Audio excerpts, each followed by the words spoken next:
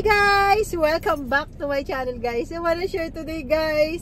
Nako guys, kahapon dead anniversary ng sister ko. So 3 years na siya nawawala. Nawawala, nandyan lang naman siya.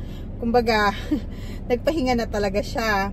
So ayun, 3 years kasi pumunta kami doon sa cemetery. Share ko lang sa inyo guys. So pumunta kami sa cemetery, kasama ko yung anak niya. Kasi yung sister ko, parang magkasunod lang sila nung husband niya. So, yung mga pamangkin ko na yun, wala na silang nanay at tatay. So, parang ako na yung nanay nila at tatay. So, medyo malayo lang kasi yung ano ng sister ko. Kaya sinamahan ko siya. So, guys, samahan nyo kami papunta doon. Tapos, and then, ayun, tapos, after nun, parang nag-request sila na, ano daw, kasi parang toxic sila sa school nila. So, nag-request sila kahit maglakad-lakad lang daw kami sa Tagaytay. So, pumunta kami Tagaytay. Tapos, siyempre, madami kami, 'di ba? Hindi naman ganun ka-enough yung money, 'di ba? Pag ang dami, kasi ang dami talaga namin. So, ayun, pinagkasya ko na lang kung ano yung ano namin. So, nag-enjoy naman sila, guys. So, ayun, share ko sa inyo. Nag-enjoy naman sila. Pumunta kami ng Tagaytay. Tapos, kasama ko yung papi ko. Nakakatuwa yung papi ko, guys. Kasi, naglakad kami from doon sa cruiseway, naglakad kami from ano sa taas hanggang pababa. So nakakaloka lang kasi nga talagang napagod. Ako din, napagod din ako guys kasi parang exercise mo na yon. So minsan lang din kami doon pumunta sa Tagaytay. Pero maganda kasi hindi siya ganoon kainit, hindi siya ganoon ka maganda yung weather ngayon doon. Tapos parang nag-coffee kami doon sa ano, yun, parang nag-coffee, nag-ano lang kami kasi tapos na kami kumain doon sa cemetery. After cemetery namin, pumunta kami sa Tagaytay. So yun lang guys yung masishare ko sa inyo. Kasama ko naman yung mga anak-anakan ko. So parang ang dami kong anak, mga 20 person yan kasi yung iba gumraduate na, yung iba nag-asawa na, yung iba basta ganun. So parang yan na lang ang natitira na last na parang sana hindi na sila matitigas ang ulo guys kasi alam niyo naman ngayon yung mga bata parang sobrang minsan sila yung nasusunod, sila yung na ano, 'di ba? Parang nakakaloka lang guys kasi parang feeling ko kasi yung anak ko tapos na pero nakakapagod din kasi pagkakasyahin mo talaga kung ano yung meron, 'di ba? So hindi na natin kailangan yung sobrang dami, sobrang ano. So ayun lang guys yung ma-share ko sa inyo, real talk lang to. So sana makatapos sila, 'di ba? And then alam niyo naman kaso lang minsan alam mo yung madi-disappoint ka kasi nga minsan may nabubuntis, minsan alam mo yun, sana wag na, 'di ba? Kasi ang hirap magbayad ng tuition fee, 'di ba guys? Sobrang hirap, hindi ganoon kadali na magpaaral ka ng isang tao, 'di ba? Yung iba kasi kahit na may nanay sila, yung dalawa wala na talaga. Yung iba naman walang pakialam, 'di ba? What if kung hindi ka talaga inalagaan ng nanay mo, tapos parang ano, yung iba nga, 'di ba, kahit inaalagaan sila ng nanay nila, parang minsan pasaway pa yung anak, 'di ba? So, ayun, 'di ba? Parang yung ano ngayon, ano ba 'yon? Yung nakalimutan ko na, sabi ko sa inyo, may memory gap na talaga ako, guys. Walang perfect yung vlog ko, guys. So, ayan, let's go. Sige, pakita ko na sa inyo kung ano yun, saan kami pumunta. Pasensya na kayo dun sa vlog ko, putol-putol na, wala talagang perfect sa mundo guys. So let's go guys. Thank you so much doon, shout out ulit dun sa mga nanonood, thank you so much. And ayun, thank you so much sa mga nagsasubscribe guys. So let's go, drive na muna ako guys kasi papunta na naman ako sa mga papi ko guys. Kasi nga ang papi kong iba nandun sa kabilang bahay ko. Hinahati-hati ko kasi minsan pag magkakasama sila guys, alam nyo yun, para sila mga bata na nagsusuntukan, nagsasambunutan yung mga papi ko. Nagsasambunutan yung mga papi ko. So lahat na kami, share ko lang pala sa inyo, lahat na kami may anti-rabies na sa bahay.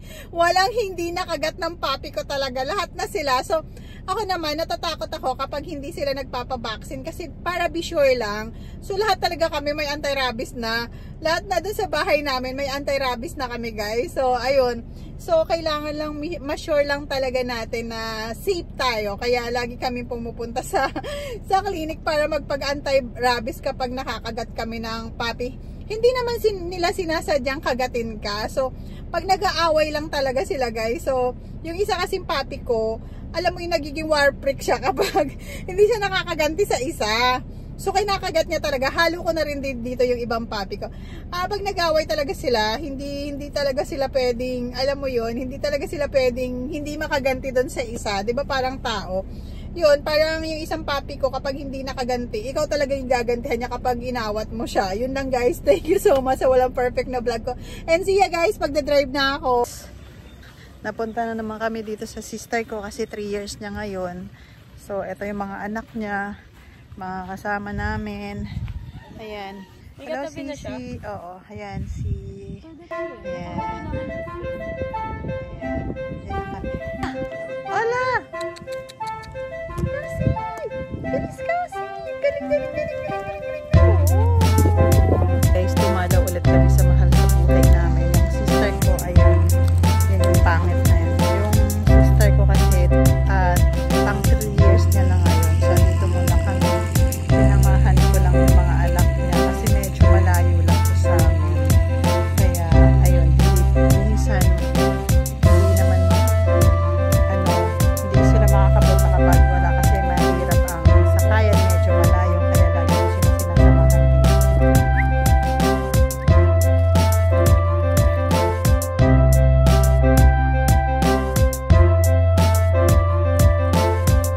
Yung matitigas ang ulo ng mga kasama ko.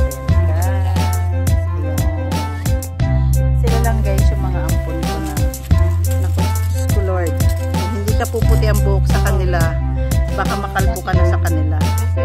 Tapos ayun naman yung feeling artista. Ayun, feeling artista yung time kami. Dito sa sister ko.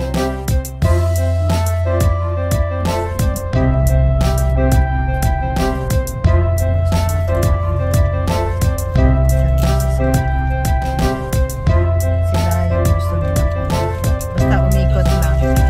Basta umikot lang, walang problema. Iikot lang sila, maglalakad lang sila. Pwede na yun, ikot lang sila dito sa Cruiseway. Masyal kami ulit dito sa Tagaytay. So, ayun yung mga kulamot. Kumakain sa likod. Ayan, kasi gusto niya maglalakad-lakad dito kami.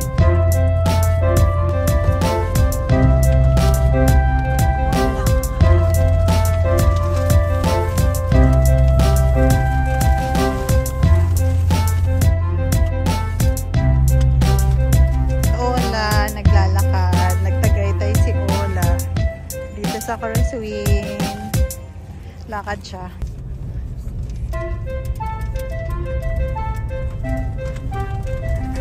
After namin sa cemetery, pumunta muna kami dito sa Tagaytay. Maglakad-lakad daw at kasi nag-request sila dahil meron daw silang mga thesis, kumbaga busy daw sila sa school. So mag-iikot lang daw sila dito. So pinayagan ko na gano'n na kami.